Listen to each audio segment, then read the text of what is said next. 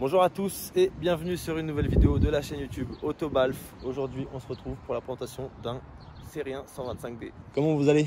Ça va et toi? Ouais, ça va très bien, très bien. Il y a un temps incroyable donc ça fait plaisir. L'été arrive, ouais. Donc on est sur une BMW série 1, modèle F20, avec du coup le 1.25D, donc 2 litres, diesel, biturbo. D'origine ça sort 218 chevaux, 450 newtons de couple. 450? 450 Ah d'origine. ouais, non, c'est sérieux quand même. Hein. Ouais, d'origine, pour moi c'est le daily parfait. J'imagine bien. Donc c'est un Pacem? Exactement, ouais, c'est un Pacem. De quelle année? 2012. 2012. C'est ça. Ok. Bientôt la carte grise à moitié prix. Ouais, pour le prochain propriétaire. Oui, à la vente, c'est ça? Ouais, c'est ça, exactement. Ok, d'accord. Ouais, le Pacem, t'as le pare-choc arrière avec diffuseur. Ouais. D'origine, c'est un gris foncé. D'accord. Moi, je l'ai fait repeindre en noir glossy. D'accord. C'est un noir un peu plus brillant, c'est joli. Ouais, complètement. Pareil, j'ai fait rajouter une rallonge de béquet. D'accord, c'est pas d'origine, enfin c'est d'origine BM, mais c'est pas. Tu vois, regarde, de bas, ça coupe là, quoi. Ouais. Donc, ça rallonge, ça. Ah bah là, on dirait limite que ça fait partie du Pacem. Ça, ouais, je veux vraiment rester le plus dans l'origine, on va dire. Complètement. Bah là, il n'y a rien qui est dénaturé. Ensuite, les jantes, des jantes M en 18. 18 pouces, du coup. Ça fait pas trop gros et pas trop petit. Ouais, complètement. Vraiment dans les proportions exactes. Vite tenté, avant-arrière. La même teinte, ouais, j'avais demandé, moi d'origine elle était vraiment teintée de cette teinte-là. Et quand je l'ai fait teinter à l'avant, j'ai demandé exactement la même. Le bas de caisse, c'est le Pacem, hein? Pacem, c'est ça. Ok, d'accord, avec la petite arête à la fin. Les rétros, style M3 un peu façon. Ouais, M3, M4. Il y aura toujours des gens qui vont dire ouais, c'est pas une M1 ouais, ou c'est pas. Ouais, mais bon, c'est pour le style. Ah, mais cool, voilà, ça reste quand même discret. Hein. C'est ça, et puis c'est sur un Pacem aussi, c'est pas comme si c'était sur.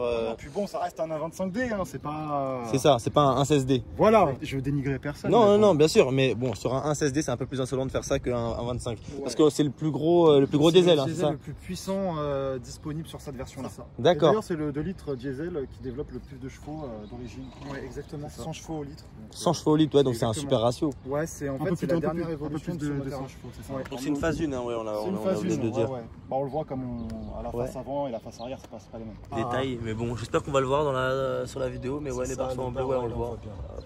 Pare-choc avant qui est quand même super agressif. Voilà, pour moi, les BMW sans Pacem, ça reste fun. C'est clair, mon avis. Je suis d'accord avec toi. Voilà, je suis d'accord avec toi. Bah, c'est clair que ça rajoute vraiment quelque chose. Celle-là sans Pacem, moi je la trouve pas spécialement. Elle est classique, elle est vraiment classique, je suis d'accord avec toi. Après, encore une fois, tout dépend de l'utilité et de l'utilisation que tu as de la voiture, mais bon, je suis complètement d'accord avec toi. On est sur un intérieur full beige, cuir beige, moquette beige. Ah mais elle est d'une propreté indécente là, j'ai limite peur de mettre mes chaussures dessus. Les sièges ils sont vraiment, ils sont neufs en fait, simplement. Tu peux nous dire le kilométrage de la voiture? 167 000. Eh bah franchement elle les fait pas du tout, on dirait que tout a été refait. Après dessus j'ai fait un petit codage d'options, donc par exemple tu as le logo M Performance qui s'affiche à l'écran. D'accord. Je sais pas si on va le voir mais... Si, on le voit. L'entourage du bouton Start Stop en bleu. Ouais. Vu que tu as le Pacem, tu as le ciel de toit noir. Ciel de toit noir, ouais, ça c'est quand même sympa. Hein. Les plastiques. Ah ça c'est d'origine du coup. Ouais, t'as le bleu aussi, juste en dessous des baguettes à lui. Ouais, j'ai vu ça. Ici, je sais pas si ça rend bien, on voit pas bien que c'est du bleu mais bon. Les seuils de porte aussi en M parce que c'est un vrai Pacem. Hein. Le volant quand même. Ouais. C'est pas le plus beau, je préfère celui des phases 2. Il est plus joli.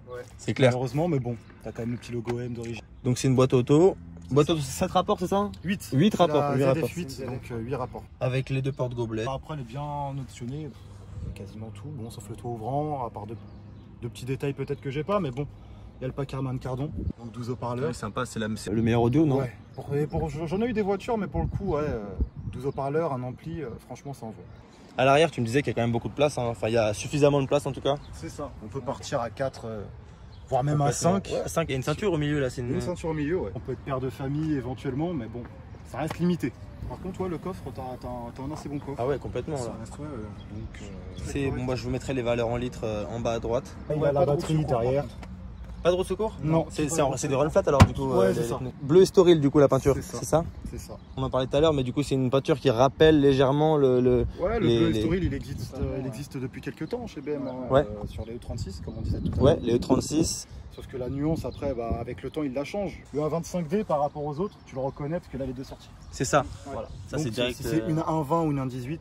T'en as qu'une. En plus, c'est assez particulier parce que tu as vu, t'en as une qui rentre plus que l'autre. Les bips de recul arrière. Arrière, à l'avant également. À l'avant aussi. Ouais, ça, c'est important quand même. Hein. Pour un véhicule de 2012, t'as tout ce qui se faisait quasiment déjà en 2012. Donc, concernant le moteur, on est sur un 4 cylindres, c'est ça? 4 cylindres, 2 litres biturbo. 2 litres biturbo. Exactement. D'accord, et ok. c'est un montage de turbo en série. Ah, mais donc il y a vraiment deux turbos parce que Ouais, souvent ouais, on bah, me disait. regarde, en fait, tu le vois. Là, tu as le turbo en haut, c'est le turbo de pression. Et celui du bas, tu le verras un petit peu moins, il est juste en dessous. Ouais, bon, il est par là. Ok. Et c'est le turbo basse pression. Ah oui, il y en a un gros et un petit, c'est ça? C'est ça, exactement. D'accord, ok. Totalement. Donc en fait, l'avantage pour le 4 cylindres d'avoir de turbo, c'est que tu as quand même une plage d'utilisation un peu plus grande.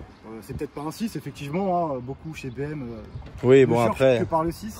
Ça, C'est normal, c'est logique. Mais ce que je veux dire, c'est que là, par rapport à l'utilisation, tu as une bonne plage d'utilisation. ouais, j'imagine. Après, on en revient à ce qu'on disait tout à l'heure. Le ratio, il est parfait. Donc, Ouais, puis ça reste une série 1, hein, c'est petit, c'est léger, 218 chevaux d'origine, c'est pas mal. c'est ça, c'est ça. Après, je sais qu'en stage 1, on avoisine les 270 chevaux. Ah, donc il y a un gros gain, ouais, quand même. Ouais, Bah ouais, donc il y a des petits plus de turbos. 500 newtons de couple, donc ouais, après, t'es sur, C'est ça. t'es sur une belle machine. Pour une série 1, c'est correct. Ah, complètement. Bah, tu peux déposer quand même pas mal de monde hein, déjà avec. Ouais, bah là, avec ça. d'origine, tout ce qui va être Golf 6 GTI, des Mégane GT, enfin, tout ce qui va faire à peu près. Les concurrents directs, quoi. Ouais, tout ce qui est concurrent direct, il n'y en a pas beaucoup. Ils ont quand même changé pas mal de choses par rapport aux 2 litres de l'époque. Les anciens N47, c'est ça. Ils ont changé le bloc, la culasse, la pompe haute pression, le système de dégazage d'huile. Ils ont changé plein de choses et ce qui fait que vraiment c'est la version la plus aboutie. 100 chevaux au litre tiré sur un 2 litres diesel, c'est une belle prouesse. Hein. C'est bien parce que c'est économique. Parce que quand tu veux rouler au quotidien, moi par exemple en conso moyenne, je suis à 6 litres 5, 6 litres 6. 6 litres 6. Ouais, c'est pas en grand chose. roulant Hein. à peu près, Ouais. voilà quand même, j'ai un petit style de conduite sympa. Mais Ah, donc ça veut dire que tu pourrais tomber encore en dessous. je pense que quelqu'un qui conduit vraiment très tranquille et qui laisse la boîte en mode par exemple éco, ouais, je pense que tu peux avoisiner les 6 litres, facile. D'accord. Un gros avantage pour cette voiture-là, quand même. L'avantage de la série 1 comme ça, c'est que là, c'est polyvalent. Je suis sûr que dans les commentaires, il va y en avoir au moins un qui va nous parler de ça. C'est censé arriver dans pas trop longtemps hein, Ouais, sur la chaîne. laissez-moi le temps de la finir. Je ne regretterai pas. Voilà, on peut partir sur un petit essai. Avec plaisir, on y va. On est d'origine portugaise, hein, ça se voit, le cliché.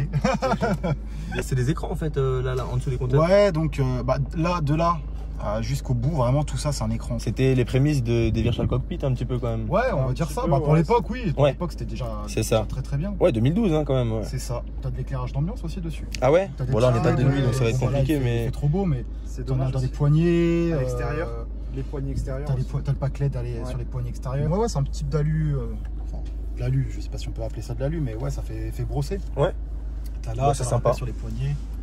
C'est une voiture qui vient d'Allemagne, c'est ça? C'est ça, elle vient d'Allemagne. D'accord. Mais avec un vrai kilométrage. Hein. C'est Avec pas- un vrai kilométrage ouais, certifié. L'entretien a été fait en concession. Il n'y a pas de. Oui, c'est mon cousin qui a fait la vidange une fois sur deux. Et là on voit les vitres teintées, c'est quand même, c'est pas trop mais c'est Non, quand même ouais, c'est quand même bien teinté. c'est ce qu'il faut.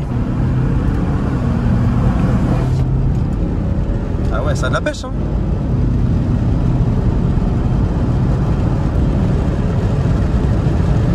Par exemple, on est déjà à 160. À 60. À 60. À exactement. 60. 60, exactement. C'est super bien étalonné et on sent le couple hein, surtout. On sent, Ah, on c'est sent très le. coupleux, Ouais, c'est très coupleux, puis, c'est dingue. bah, je sais pas, bon, t'as pas vu, mais par exemple, le compte tour, tu montes jusqu'à 4500, 5000. Hein. Ouais. Et ça reste en 5000. diesel. Mais au-delà de ça, je trouvais ça quand même vachement intéressant de clipper cette voiture-là parce que bah on pourrait considérer ça comme une voiture entre guillemets banale, voilà qu'on croise tous les jours. ça Mais reste, cependant, ça reste quand même déjà une voiture qu'on croise pas tous les jours, hein, à proprement ça. parler. Et puis surtout un compromis incroyable entre la consommation, le plaisir et puis le daily quoi. Tu peux vraiment. Pour moi, ouais, vraiment, c'est le daily parfait. C'est ça. J'ai eu beaucoup de véhicules dans ma vie, hein, franchement, mais celle-là, c'est vraiment celle qui réunit tous les critères pour faire d'un daily, un daily parfait. Complètement. Les petits rétros sympas. Niveau prix, tu es sur une fourchette, ça varie selon les kilométrages, les options. On va être sur du 14-15. Ouais. D'ailleurs, dites-moi dans les commentaires si vous voyez d'autres voitures qui pourraient être en concurrente proche avec celle-ci. Pour moi, il n'y a pas vraiment de concurrente. La concurrente directe, je dirais éventuellement la Golf 7 GTD. Sauf que le GTD est quand même moins puissant, largement moins puissant. Moins puissant, ouais, c'est 184. C'est ça. ça. La concurrente directe, la plus proche, ça serait celle-là. Ouais, je suis d'accord avec toi. Tant en termes d'esthétisme qu'en termes de comportement. Est-ce qu'on peut vraiment appeler ça une concurrente, en tout cas par rapport à la motorisation? Ouais, je pense pas. je sais pas, ouais. Bah écoutez, merci encore une fois pour la présentation de cette voiture. Ouais, de rien, et puis moi je te dis à très bientôt dès que je verrai finir. Eh bah ça c'est avec plaisir, on t'oublie pas. Hein. Bah, merci beaucoup d'avoir regardé la vidéo jusqu'au bout, j'espère qu'elle vous aura plu. N'hésitez pas à vous abonner et puis bah on se dit à la prochaine pour une nouvelle vidéo. Portez-vous bien. Bye.